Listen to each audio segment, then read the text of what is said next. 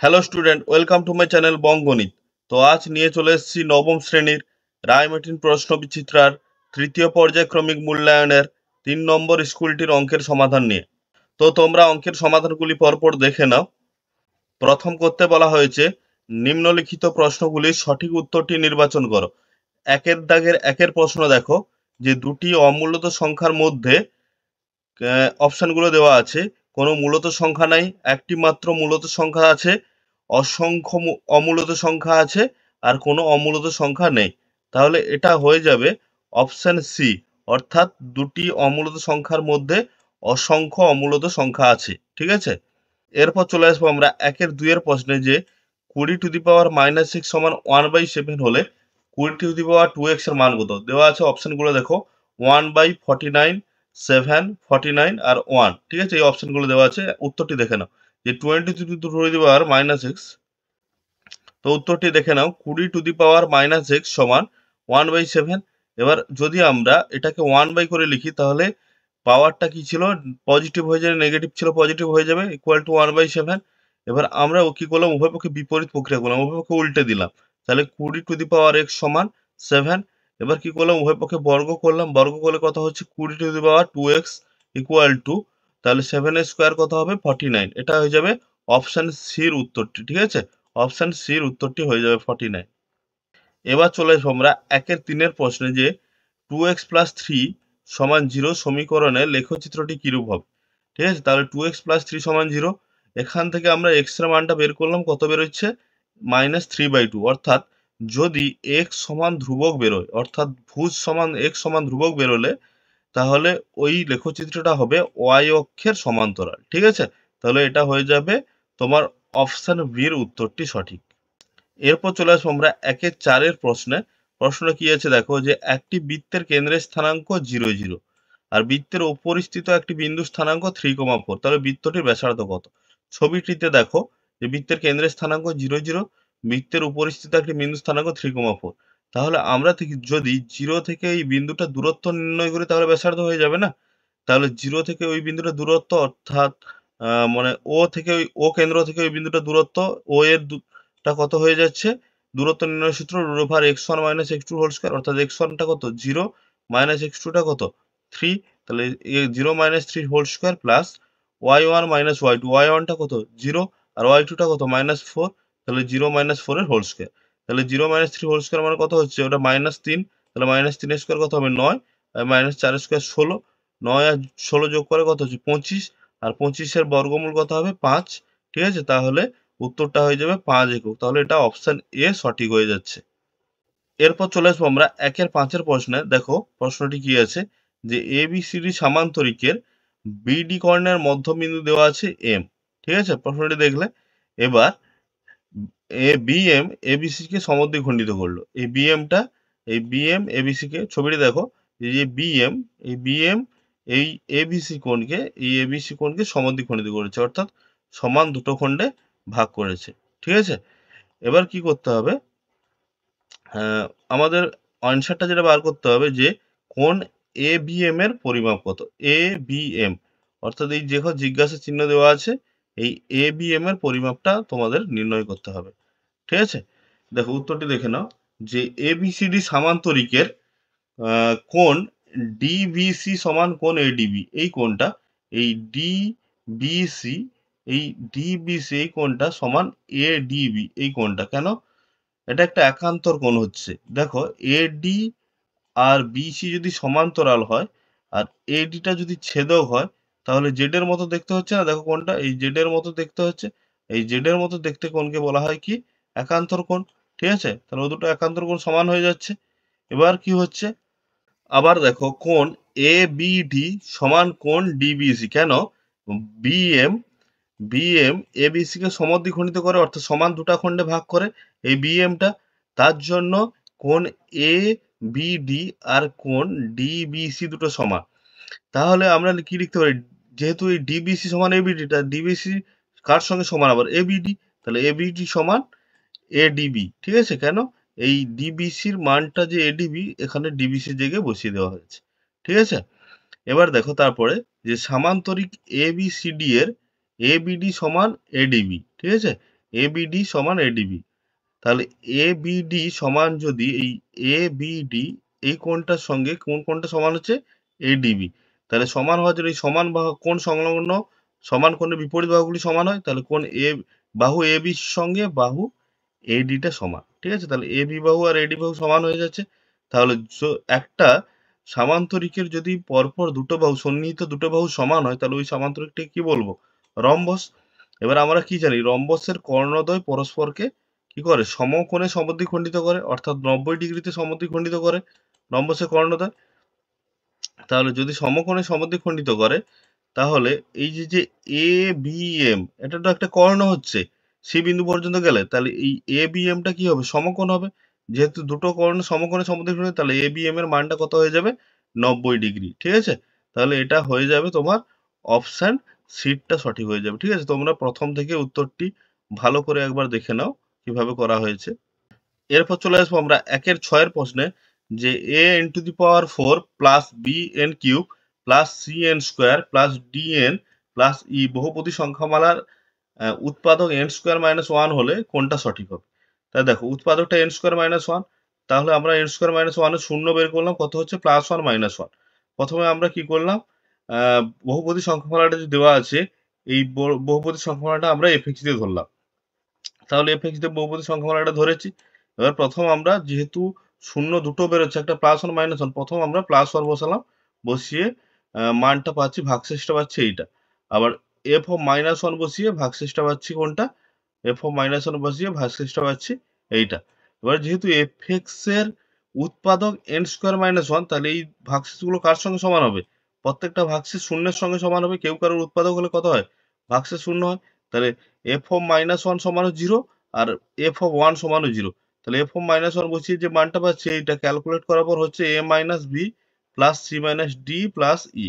এবার কি করলাম, বি আর ডি যেটা মাইনাসে আছে সেটা সমানের দিকে করে প্লাসে করে নিলাম, তাহলে কত হচ্ছে? A plus C plus E equal to B plus D. ঠিক আছে, এই অপশনটা সমান হয়ে যাচ্ছে যেখানে দেওয়া আছে অপশন এর সঙ্গে মিলে যাচ্ছে, তাহলে উত্তরটি হবে এইটা অপশন এ। দেখে নাও উত্তরটি একবার। এরপর চলে আসবো আমরা 1-7 প্রশ্নে, যে a plus B plus C সমান 0 হলে A square by BC B square by C A plus C square by A B এর মান কত? তাহলে অঙ্কটা দেখো, যে দেওয়া আছে a plus B plus C সমান 0। এবার আমরা অঙ্কটা তুললাম যেটা দেওয়া আছে, এবার এবিসি লসাগু করলাম, তাহলে উপরে হচ্ছে কত? A cube plus B cube plus C cube. ঠিক আছে, এবিসি লসাগু করলে উপরে এইটা হচ্ছে দেখো A cube plus B cube plus C cube. এবার আমরা সূত্রে ফেলানোর জন্য একটা মাইনাস থ্রি এবিসি আনলাম, কারণ যারই একটা সূত্র হয় A cube plus B cube plus C cube minus three ABC সূত্র। তাহলে থ্রি এবিসি ছিল না, জোর করে লিখেছি, তার জন্য একটা প্লাস থ্রি এবিসি ব্যালেন্স করার জন্য একটা মাইনাস থ্রি এবিসির জন্য একটা প্লাস থ্রি এবিসি লিখে দিয়েছি পিছনে। এবার A cube plus B cube plus C cube minus three ABC এইটা সূত্র লিখলাম, যে A plus B plus C whole into A square plus B square plus C square minus A B minus B C minus C আর plus three ABC যেমন আছে। এবার A plus B plus সিটা zero, তাহলে এইটা zero বসিয়ে দিলাম। Zero বসিয়ে দেওয়ার জন্য কি হয়ে যাচ্ছে, এই সামনের পার্টটা পুরোটা জিরো হয়ে যাচ্ছে, তাহলে জিরো প্লাস থ্রি এবিসি। ঠিক আছে, এবার থ্রি এবিসির সঙ্গে জিরো যোগ করলে কত হবে? Three ABC. Three ABC by ABC, এবার এবিসি এবিসি ওপর নিচে কেটে গিয়ে মানটা কত হচ্ছে? 3। তাহলে এটা অপশন ডিটা সঠিক হয়ে যাচ্ছে, তাহলে একের সাথে অপশন ডি সঠিক হয়ে যাবে। দেখে নাও উত্তরটি। এরপর চলে আসবো আমরা 1-8 দাগের প্রশ্ন, যে এবিসি ত্রিভুজের মধ্যমা এ ডি এর মধ্যবিন্দু ই বর্ধিত বি এসি কে এফ বিন্দুতে ছেদ করে, তাহলে এসির মানটা দেওয়া আছে 10.5, তাহলে এ এফ এর দৈর্ঘ্য কত? তাহলে এবিসি ত্রিভুজ আঁকলাম, এই বিই এডি বাহুর মধ্যবিন্দু ই বলা হয়েছে এডি মধ্যমার মধ্যবিন্দু ই। এবার বিই যুক্ত করে আমরা বর্ধিত করলাম যেটা এসি কে এফ বিন্দুতে ছেদ করেছে, বের করতে বলেছে এ এফ এর মান। এবার আমরা জানি কি এফটা কি হয়, এই পুরো এসির 1/3 অংশ হয়। ঠিক আছে, এটা আমরা একটা বইতে প্রয়োগে দেখেছি, যে এই এ এফটা কার সঙ্গে সমান হয়? এসি এর 1/3 অংশের সঙ্গে সমান। তাহলে এফ সমান কত হবে? 1/3 ইন্টু এসি। ঠিক আছে, তাহলে 1/3 ইন্টু এসির মানটা কত? 10.5। তাহলে 1/3 ইন্টু 10.5 কে যদি আমি ভগ্নাংশ আকারে একটা রেখে দশমিক আছে মানে 105/10, বা 3 দিয়ে 105 কাটলে হচ্ছে 35, 35/10। এবার 35/10 কে যদি আমরা দশমিক করি কত হবে? 3.5। ঠিক আছে, এইটা হয়ে যাবে উত্তরটি, তাহলে এটা হয়ে যাচ্ছে অপশন ডির সঙ্গে সমান। ঠিক আছে, দেখে নাও উত্তরটি। এরপর চলে আসবো আমরা 1-9 প্রশ্নে, যে এক খুচরো বিক্রেতা ধার্য মূল্যের ওপর 20% ছাড়ে ওষুধ কিনে ক্রেতাকে ধার্য মূল্যে ওষুধ বিক্রি করেন, খুচরো বিক্রেতা শতকরা লাভ কত হয়? তাহলে ধার্য মূল্যটা আমরা ওষুধের 100 টাকা ধরলাম। তাহলে যে দোকানদার, ঠিক আছে, বিক্রেতা, সে 20% ছাড়ে কিনে এনেছে, মানে কত টাকা কিনে এনেছে? 100 টাকায় 20 টাকা ছাড় মানে 80 টাকা কিনে এনেছে। এবার সে ক্রেতাকে ধার্য মূল্যেই বিক্রি করেছে, মানে সে ক্রেতাকে তাহলে কত টাকায় বিক্রি করছে? 100 টাকায় বিক্রি করেছে। তাহলে 100 টাকায় যদি বিক্রি করে তাহলে লাভ কত? তাহলে কিনে এনেছে 80 টাকায় আর বিক্রি করেছে 100 টাকায়, তাহলে লাভ কত? তাহলে 100 মাইনাস 80 মানে 20 টাকা। তাহলে শতকরা লাভ কত হবে? মোট লাভ বাই ক্রয় মূল্য গুণিতক 100, এইটা সূত্র। তাহলে মোট লাভ 20 গুণিতক ক্রয় মূল্য কত টাকায় কিনে এনেছিল? 80 টাকায়। তাহলে 80 ইন্টু 100 মানে 100, ঠিক আছে। এবার কাটাকুটি করার পর মানটা কত বেরিয়ে যাচ্ছে? 25 টাকা। তাহলে শতকরা লাভ হবে 25 টাকা। তাহলে এটা অপশন বি সঠিক হয়ে যাচ্ছে। এরপর চলে আসবো আমরা 1-10 প্রশ্নে, যে একটি পরিসংখ্যা বিভাজন তালিকার শ্রেণীর মধ্যবিন্দু দেওয়া আছে 10 আর শ্রেণী দৈর্ঘ্য দেওয়া আছে 6। তাহলে শ্রেণীর নিম্ন সীমানা কত? আমি শ্রেণীর নিম্ন সীমানা x ধরলাম। যেহেতু শ্রেণীর দৈর্ঘ্য কত দেওয়া আছে 6, তাহলে কি হবে? ঊর্ধ্ব সীমানার কত হবে? x plus 6। কেন? ঊর্ধ্ব সীমানা থেকে নিম্ন সীমানা বিয়োগ করলে শ্রেণী দৈর্ঘ্য পাওয়া যায়। তাহলে যদি নিম্ন সীমানা x হয়, তার সঙ্গে যদি শ্রেণী দৈর্ঘ্য যোগ করি, ঊর্ধ্ব সীমানা পেয়ে যাব। এবার মধ্যবিন্দু সূত্র কি হয়? নিম্ন সীমানা যুক্ত ঊর্ধ্ব সীমানা বাই 2। এই মধ্যবিন্দু কার সঙ্গে সমান বলা আছে? তো মধ্যবিন্দুটা 10 বলা আছে, তাহলে 10 এর সঙ্গে সমান। এবার আমরা ক্যালকুলেট করলাম, দেখো 2x প্লাস 6 সমান 2টা ভাগে হচ্ছে গুণে গেলে কত হচ্ছে? 20। তাহলে 2x ইকুয়াল টু 20 মাইনাস 6 মানে 14। তাহলে x ইকুয়াল টু কত? 14/2 মানে 7। তাহলে শ্রেণীটির নিম্ন সীমানা হয়ে যাবে 7। তাহলে এটা অপশন বির সঙ্গে সঠিক হয়ে যাচ্ছে, ঠিক আছে। উত্তরটি দেখে নাও একটু ভালো করে। এরপর চলে আসবো আমরা 1-11 দাগের প্রশ্নে, যে একটি আয়তনের অঙ্কনের ক্ষেত্রে প্রতিটি শ্রেণী আয়তক্ষেত্রের ভূমি কি হয়? শ্রেণী দৈর্ঘ্যের সঙ্গে সমান হয়। এটা অপশন ডি সঠিক হয়ে যাচ্ছে, ঠিক আছে। অনেকগুলো পেজে এটা তোমরা পাবে। এরপর চলে আসবো আমরা 1-12 প্রশ্নে, যে একটি বৃত্ত একটি বর্গক্ষেত্রে পরিলিখিত, বর্গক্ষেত্রের বাহু দৈর্ঘ্য যদি 5 হয়, তাহলে বৃত্তের ব্যাসের দৈর্ঘ্য কত? তাহলে দেখো, এই বর্গক্ষেত্রের পরিলিখিত মানে বাইরে বৃত্ত আছে। তাহলে বর্গক্ষেত্রের বাহুর দৈর্ঘ্য দেওয়া আছে কত? এই বাহুর দৈর্ঘ্য 5। তুমি একটু ভালো করে দেখো যে বর্গক্ষেত্রের কর্ণ হচ্ছে বৃত্তের ব্যাস। তাহলে বর্গক্ষেত্রের কর্ণের দৈর্ঘ্য সূত্র কি হয়? √2 ইন্টু বাহু মানে √2 ইন্টু 5, তাহলে 5√2। আর তাহলে ওটাই হয়ে যাবে কি? বৃত্তের ব্যাস। তাহলে উত্তর হয়ে যাবে 5√2। এটা অপশন এ সঠিক হয়ে যাচ্ছে। এরপর চলে আসবো আমরা 1-13 প্রশ্নে, যে একটি বৃত্তাকার ক্ষেত্রের পরিধি ক্ষেত্রফলের সংখ্যা মানের সমান। তাহলে ওই বৃত্তের পরিলিখিত বর্গক্ষেত্রে কর্ণের দৈর্ঘ্য কত? মানে ওই বৃত্তের পরিলিখিত মানে বাইরে বর্গক্ষেত্র, তার কর্ণের দৈর্ঘ্য কত হবে? তাহলে দেখো একটু, যদি একটা বৃত্তের বাইরে বর্গক্ষেত্র আঁকি, তাহলে বৃত্তের ব্যাস মনেই বর্গক্ষেত্রে কিসের সঙ্গে সমান? বাহুর সঙ্গে সমান। তাহলে আমরা যদি বৃত্তের ব্যাস পেয়ে যাই, সেটা বর্গক্ষেত্রের বাহুর সঙ্গে সমান হবে, ঠিক আছে। তার বৃত্তাকার ক্ষেত্রটির ব্যাসার্ধ দেওয়া আছে আর। তাহলে এবার আমাদের কন্ডিশনটা কি বলেছে? পরিধির সঙ্গে ক্ষেত্রফলটা সমান। তাহলে বৃত্তের ক্ষেত্রফল কত? πr²। এটা কার সঙ্গে সমান? বৃত্তের পরিধি 2πr এর সঙ্গে সমান। তাহলে এবার ব্যাসার্ধটা কত পেয়ে যাচ্ছে? আর। তাহলে ব্যাসার্ধ যদি আর হয়, ব্যাস কত হবে? ব্যাসার্ধের দ্বিগুণ মানে 4। তাহলে তোমরা ছবিতে দেখলে যে ব্যাসার্ধ বর্গক্ষেত্রের বাহুর সঙ্গে সমান, তার ব্যাসটা বর্গক্ষেত্রের বাহুর সঙ্গে সমান। তাহলে বর্গক্ষেত্রের বাহুর দৈর্ঘ্য মানেই বৃত্তের ব্যাস মানেই 4। এবার তাহলে বর্গক্ষেত্রের কর্ণের দৈর্ঘ্য কত হবে? আমরা জানি কি, বর্গক্ষেত্রের কর্ণের দৈর্ঘ্য হয় বাহু ইন্টু √2, মানে বাহুটা কত? 4 ইন্টু √2 মানে 4√2, ঠিক আছে। এটা হয়ে যাবে উত্তর। তাহলে এটা অপশন সি দাগ সঠিক হয়ে যাচ্ছে, ঠিক আছে। উত্তরটি দেখে নাও। এরপর চলে আসবো আমরা 1-14 দাগের প্রশ্নে, xiv, ঠিক আছে। লগ এক্স বেস 1/3 সমান মাইনাস 1/3 হলে এক্স এর মান কত? ঠিক আছে। তাহলে দেখো অঙ্কটা দেখো, দেওয়া আছে log x base 1/3 equal to minus 1/3। এবার আমরা একটা লগের ফর্মুলা জানি, যে নিধানের ওপর এই মানটা চলে আসে, অর্থাৎ x to the power minus 1/3 সমান লগের পাওয়ারে, অর্থাৎ মাথায় যেটা আছে সেটা বসে। এবার উভয় পক্ষে আমরা কিউব করে দিলাম, ঠিক আছে। কিউব করলে কি হচ্ছে? এখানে কোনাকুনি 3 3 কেটে যাচ্ছে, থাকছে কত? X to the power minus 1। আর 1/3 কিউব মানে কত হবে? 1/27, ঠিক আছে। তাহলে এবার কি করলাম, যে x to the power minus 1 কে যদি আমরা ভগ্নাংশ আকারে লিখি, তাহলে কত হয়ে যাবে ওটা? যে 1/x ইকুয়াল টু, এখানে আছে কত? 1/27, ঠিক আছে। এবার এক্স এর মান বের করতে হবে, তাহলে উভয় পক্ষে বিপরীত প্রক্রিয়া করে দিলাম, অর্থাৎ উল্টে দিলাম। তাহলে এক্স ইকুয়াল টু কত বেরিয়ে যাচ্ছে? 27, ঠিক আছে। এটা হয়ে যাচ্ছে তোমার উত্তর। এর অপশন এটা সঠিক হয়ে যাচ্ছে, ঠিক আছে। দেখে নাও উত্তরটি। এরপর চলে আসবো আমরা 2 দাগের প্রশ্নে, যে নিচের প্রশ্নগুলির সংক্ষিপ্ত উত্তর দাও। 2-1 বলা আছে, দেখো, 0.0123, এবার 3-এর মাথায় পৌনঃপুনিক অর্থাৎ আবৃত দশমিক আছে, এটা সামান্য ভগ্নাংশে পরিণত করো।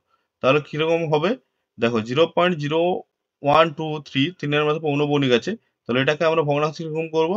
তাহলে মোট সংখ্যাটা মানে 123 আছে শূন্য বাদ দিয়ে, ঠিক আছে, সামনে শূন্যের কোনো দাম নেই সংখ্যার সামনে, বিয়োগ জটার মাথায় পৌনঃপুনিক নেই, কার মাথায় নেই? 12-র মাথায় নেই, তাহলে বিয়োগ 12 বাই জটার মাথায় পৌনঃপুনিক আছে, নিচে তটা নয়, কটার মাথায় আছে? একটার মাথায় আছে, মানে একটা নয়। আর দশমিকের পর কটার মাথায় পৌনঃপুনিক নেই? দশমিকের পর দেখতে হবে তোমাকে, দশমিকের পর। দশমিকের পর দেখো 3টের মাথায় পৌনঃপুনিক নেই, সে 0, 1 আর 2 এই 3টের মাথায়, তার জন্য 3টে শূন্য। অর্থাৎ জটার মাথায় পৌনঃপুনিক থাকে তটা নয়, যেহেতু একটার মাথায় আছে তার জন্য একটা নয়, আর জটার মাথায় পৌনঃপুনিক নেই তটা শূন্য, 3টের মাথায় নেই তার জন্য 3টে কত হয়ে যাচ্ছে? শূন্য। ঠিক আছে, এবার আমরা 123 থেকে 12 বিয়োগ করে কত? 111 বাই নিচে হয়ে যাচ্ছে 9000, এবার 3 দিয়ে কাটলাম, 3 3 9, 3 7 21, আর নিচে 9000 কে 3 দিয়ে কাটলে হচ্ছে 3000। তাহলে এটা উত্তর হয়ে যাবে। ঠিক আছে, দেখে নাও উত্তরটি ঠিকঠাক ভাবে।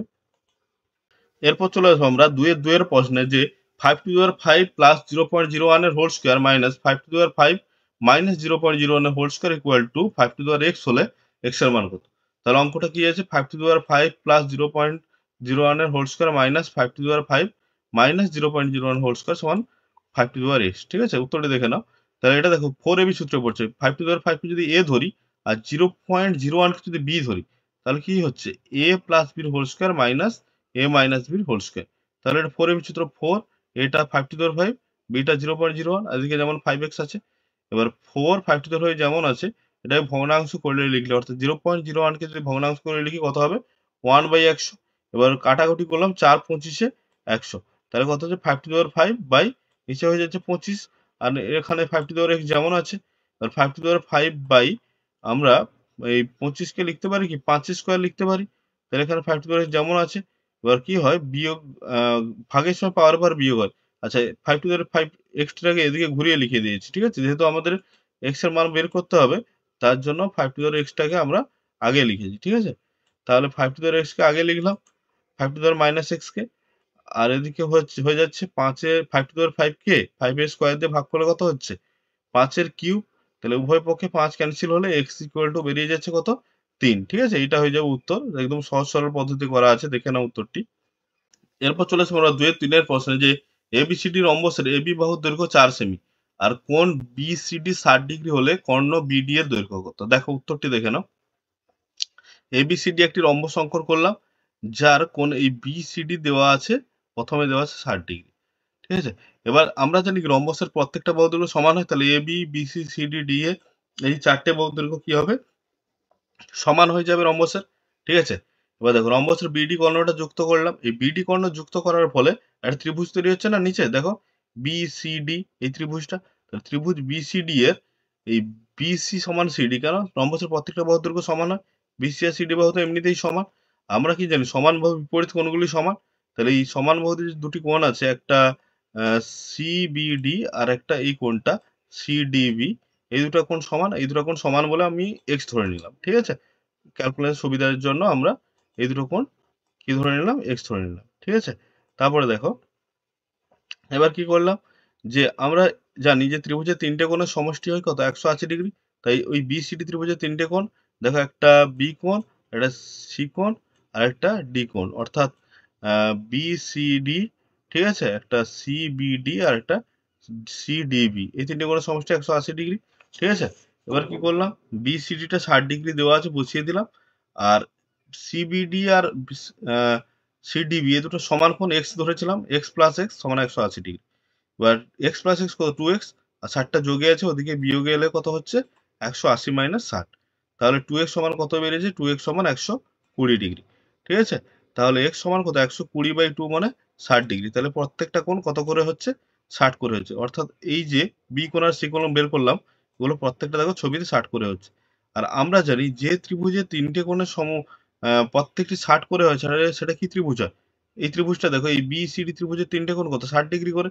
তো এই বিসিডি, এই যে ত্রিভুজটা বিসিডি, এই ত্রিভুজটা কি ত্রিভুজ? 3টে কোণ 60 মানে এটা একটা সমবাহু ত্রিভুজ। তাহলে এই বিসিডিটা কি ত্রিভুজ? সমবাহু ত্রিভুজ। এবার আমরা কি জানি? যে সমবাহু ত্রিভুজের প্রত্যেকটা বাহু দৈর্ঘ্য সমান হয়।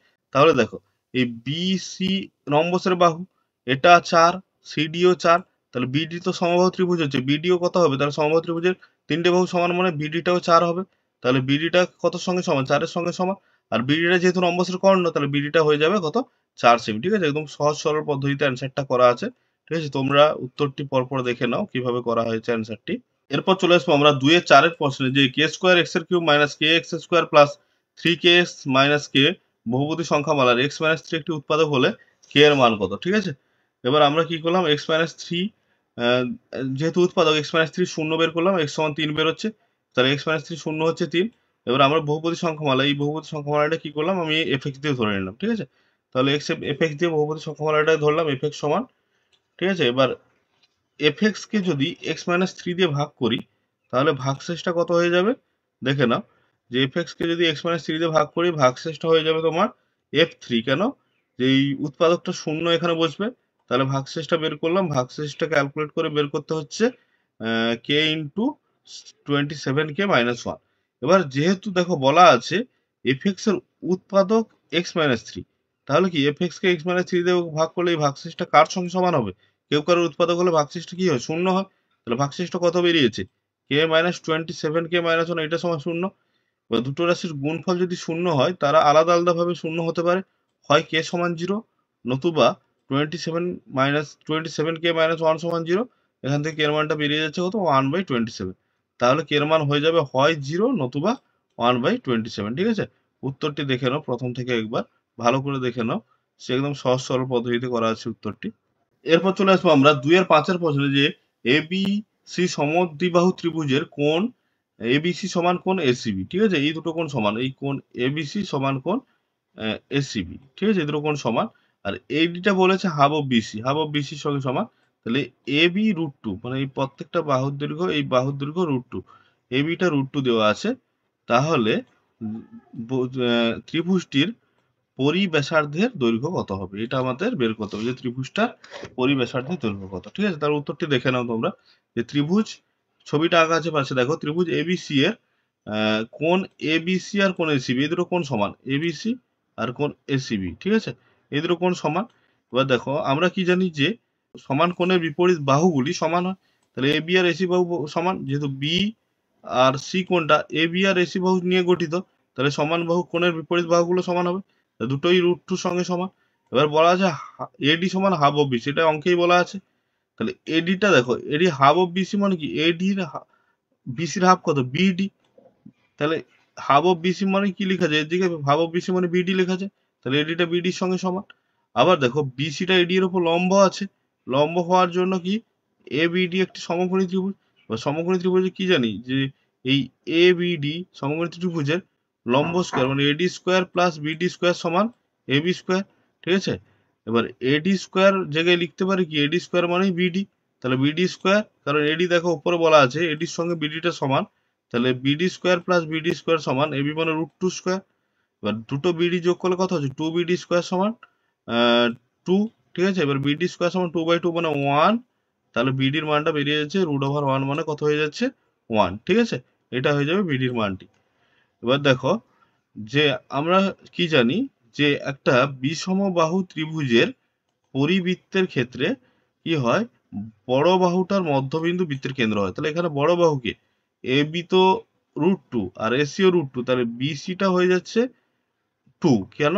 যে বিডিটা যদি 1 হয়, তাহলে এখান থেকে এইটুকুটা 1, তাহলে 1 আর সিডিটাও সমান, তাহলে মধ্যবিন্দু যেহেতু সিডিও 1, তাহলে 1 + 1 কত? 2।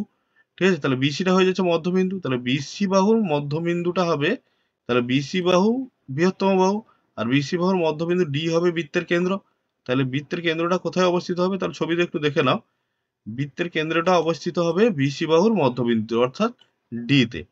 তাহলে যদি বিসি বাহুর মধ্যবিন্দুটা বৃত্তের কেন্দ্র হয়, তাহলে বৃত্তের কেন্দ্র থেকে তার পরিধি পর্যন্ত দূরত্ব ব্যাসার্ধ, তাহলে ব্যাসার্ধ কি হয়ে যাচ্ছে? দেখো ব্যাসার্ধ বিডি হয়ে যাচ্ছে, তাহলে ব্যাসার্ধটা কি হবে? বিডি বা সিডি মানে 1 সেমি। ঠিক আছে, এটা হয়ে যাবে উত্তরটি। ঠিক আছে, তোমরা দেখে নাও প্রথম থেকে উত্তরটি ভালো করে ঠিকঠাক ভাবে।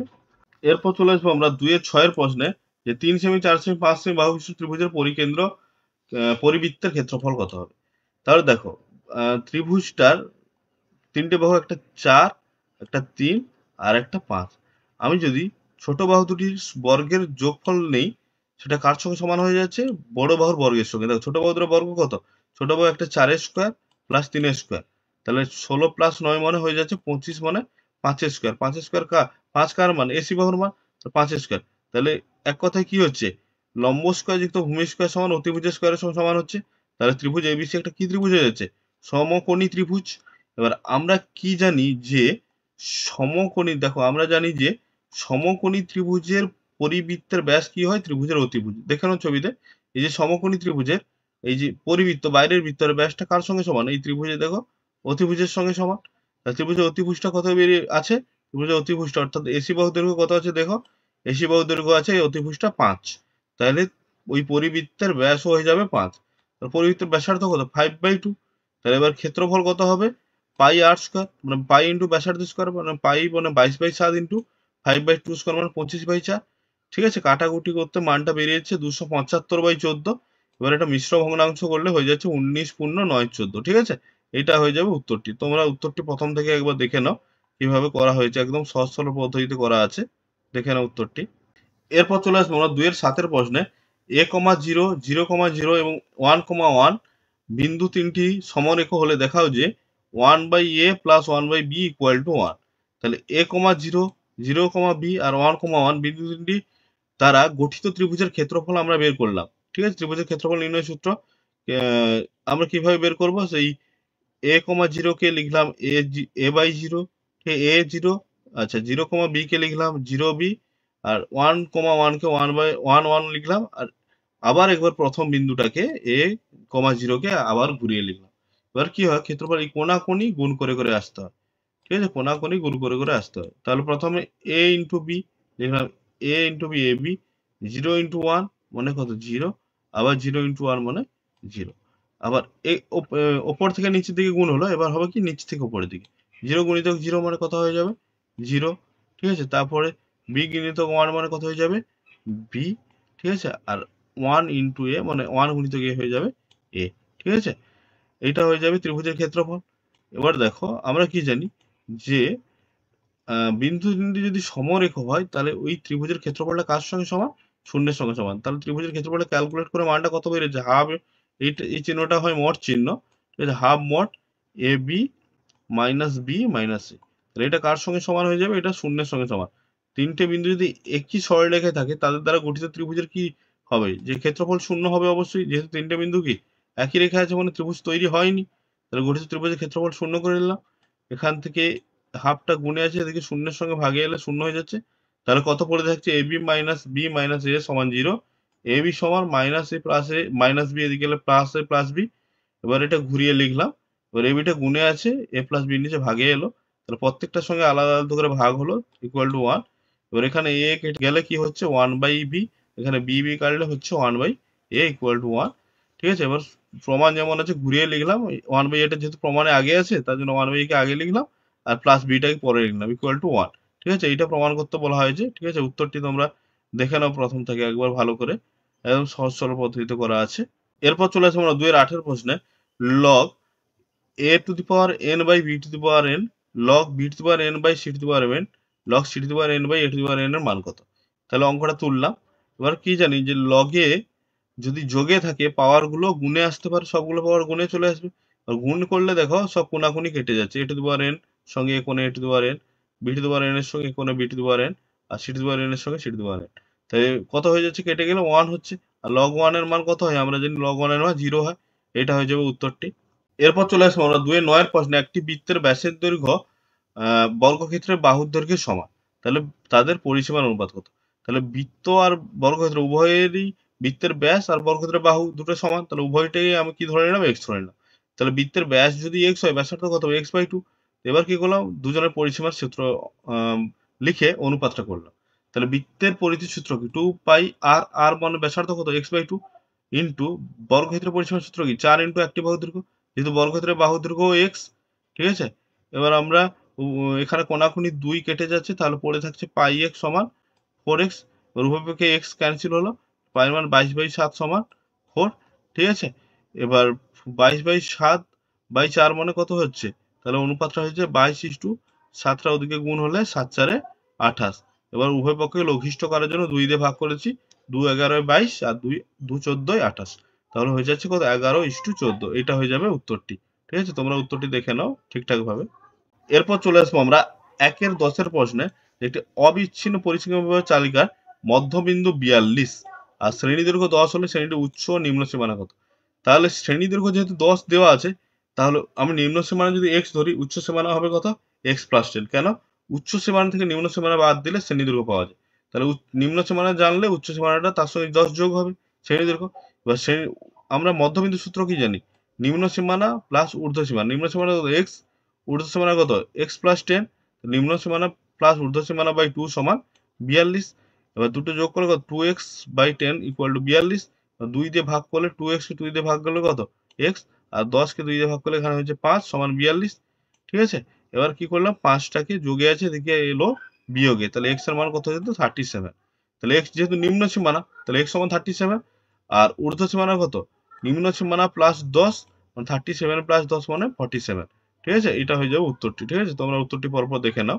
এরপর চলে আসবো আমরা 2-এর 11 প্রশ্নে, যে একটা শ্রেণীর একটা পরিসংখ্যা তালিকা দেওয়া আছে। ঠিক আছে, তার শ্রেণী সীমা আর পরিসংখ্যা দেওয়া আছে। করতে বলা হয়েছে যে প্রথম শ্রেণীতে পরিসংখ্যা ঘনত্ব কত। তার প্রথম শ্রেণীর নিম্ন সীমানা যদি 70 হয়, তাহলে নিম্ন সীমা, তাহলে সীমানা কত হবে? তাহলে 70 - 0.5, কারণ 0.5 এর পার্থক্য। আর ঊর্ধ্ব সীমানা যদি 74 হয়, ঊর্ধ্ব সীমা কত হবে? তাহলে 0.5, অর্থাৎ নিম্ন সীমানা থেকে নিম্ন সীমা থেকে নিম্ন সীমানা বিয়োগ বের করতে হলে 0.5 বিয়োগ হবে, আর ঊর্ধ্ব সীমা থেকে ঊর্ধ্ব সীমানা বের করতে হলে 0.5 যোগ করবে। তাহলে নিম্ন সীমানা হয়ে যাচ্ছে 69.5 আর ঊর্ধ্ব সীমানা হয়ে যাচ্ছে 74.5। তো শ্রেণী দৈর্ঘ্য কত? ঊর্ধ্ব সীমানা বিয়োগ নিম্ন সীমানা, অর্থাৎ 74.5 মাইনাস 69.5, তাহলে উত্তরটি কত হচ্ছে 5। ঠিক আছে, শ্রেণী দৈর্ঘ্য 5। তাহলে পরিসংখ্যা ঘনত্ব আমরা কি জানি? আমার প্রথম শ্রেণী বের করতে বলা হয়েছে তো, তাহলে উক্ত শ্রেণীর পরিসংখ্যা, উক্ত শ্রেণীর পরিসংখ্যা কত? 3 বাই শ্রেণী দৈর্ঘ্য, শ্রেণী দৈর্ঘ্য কত 5, তাহলে 3/5, অর্থাৎ 3কে 5 দিয়ে ভাগ করে দিলে অ্যান্সারটা কত হয়ে যাচ্ছে? অ্যান্সারটা হয়ে যাচ্ছে 0.6। ঠিক আছে, এটা হয়ে যাবে উত্তরটি। ঠিক আছে, উত্তরটি তোমরা দেখে নাও। দেখো 2-এর দাগের 12 প্রশ্নে কি বলা আছে, যে সময় মতো ইলেকট্রিক বিল জমা দিলে 15% ছাড় পাওয়া যায়। সুমন বাবু সময় মতো ইলেকট্রিক বিল জমা দিয়ে 54 টাকা ছাড় পেলেন, তাহলে তার ইলেকট্রিক বিলের পরিমাণ কত ছিল? ঠিক আছে, তাহলে ধরে নিলাম যে তার ইলেকট্রিক বিলের পরিমাণ ছিল x টাকা। ঠিক আছে, তাহলে ইলেকট্রিক বিলের পরিমাণ কত ধরলাম? x টাকা। তাহলে x এর 15% ছাড়, তাহলে ইলেকট্রিক বিলের উপর 15% ছাড় বলেছে। দেখো প্রশ্নে x এর উপর 15% ছাড় মানে x গুণিতক 15/100। সেই ছাড়টা কত বলা আছে? সেই ছাড়টা 54 টাকার সঙ্গে সমান বলা আছে। তাহলে x গুণিতক 15/100 সমান 54। তাহলে x ইকুয়াল টু কত? 54 গুণিতক 15/100, এদিকে গেলে উল্টে যাচ্ছে, তাহলে 100/15। এবারে আমরা কাটাকুটি করলাম, প্রথম 3 দিয়ে কাটলাম, 3 5 15, 3 18 54, 5 20 100। তাহলে উপরে গুণ করলে হচ্ছে কত হচ্ছে? 18 গুণিতক 20 সমান 360। ঠিক আছে, তাহলে ইলেকট্রিক বিলের পরিমাণ ছিল 360 টাকা। ঠিক আছে, এটা হয়ে যাবে উত্তরটি। এরপর চলে আসবো আমরা 2-এর 13 প্রশ্নে, যে x-2 এবং x-1/2 উভয়ই px plus 5x plus r, px² 5x plus r বহুপদী সংখ্যামালার উৎপাদক হলে p আর r এর মধ্যে সম্পর্ক লেখো। তাহলে দুটো উৎপাদক বলেছে, একটা x-2 আর একটা x-1/2। তাহলে x-2 এরও শূন্য বের করলাম, x-1/2 এরও শূন্য বের করলাম। কত হচ্ছে? একটা 2 হচ্ছে আর একটা -1/2। এবার বহুপদী সংখ্যামালাটাকে আমরা কি ধরলাম? fx দিয়ে ধরলাম। তাহলে প্রথম x-2 আর দিয়ে ভাগ করব, তখন ভাগশেষটা কত হবে? f2, অর্থাৎ এর শূন্য বসবে। তাহলে কত হয়ে যাচ্ছে? 4p plus 10 plus r। তারপরে x-1/2 দিয়ে ভাগ করব, তখন কত হবে ভাগশেষটা? f of 1/2। তাহলে বসালে হচ্ছে এইটা। এবার যেহেতু x-2 আর x-1/2 কি হচ্ছে? fx এর উৎপাদক। তাহলে কেউ কারোর উৎপাদক হলে ভাগশেষটা কার সঙ্গে সমান হবে? প্রথমটার ভাগশেষ তো f2, তাহলে f2টাও 0 এর সঙ্গে সমান, আর f-1/2 টাও 0 এর সঙ্গে সমান। তাহলে ঠিক আছে, এখান থেকে আমরা ক্যালকুলেট করলাম 4p সমান r হচ্ছে, আর এখান থেকে ক্যালকুলেট করলাম যে p প্লাস 4r সমান -10। ঠিক আছে, লসাগু করে ক্যালকুলেট করতে। এবার 1 নম্বর আর 2 নম্বর যদি তুলনা করে পাই, দেখো এখানেও -10 আর এখানেও কত হচ্ছে? -10। আর এখানে দেখো একটা লাইন করা হচ্ছে p/4 plus 5 plus r equal to 10, এবার উভয় পক্ষে আমরা 4 দিয়ে গুণ করছি -10 টা আনার জন্য। তো এখানে 4 দিয়ে গুণ করলে p এর নিচে 4 কেটে p হচ্ছে, এখানে 4 দিয়ে গুণ করলে 2 দুনে 4 করলে 10 হচ্ছে, এখানে 4 দিয়ে গুণ করলে কত হচ্ছে 4r। তাহলে p + 4r সমান +10, এদিকে এলে -10। তাহলে এখানেও মান -10, এখানেও মান -10। তাহলে দুদিক মান সমান, তার দুদিক তুলনা করা যায়। তাহলে -10 এর মান এখানে কত 4p + r, এখানে -10 এর মান p + 4r। তাহলে দুটো আমরা তুলনা করে সমান করলাম, করে আমরা p আর r এর মধ্যে সম্পর্ক কি পেলাম, p সমান বেরিয়ে যাচ্ছে r। ঠিক আছে, এটা হয়ে যাবে উত্তরটি। ঠিক আছে, তোমরা প্রথম থেকে উত্তরটি এবার দেখে নাও কিভাবে p আর r এর মধ্যে সম্পর্কটা নির্ণয় করা হয়েছে, দেখে নাও একবার। তো ছাত্রছাত্রীরা, আজকের ভিডিও এই পর্যন্ত। দেখা হচ্ছে পরের ভিডিওতে। তো তোমরা অবশ্যই কিন্তু ভিডিওটি লাইক করবে, বন্ধুদের সঙ্গে শেয়ার করবে।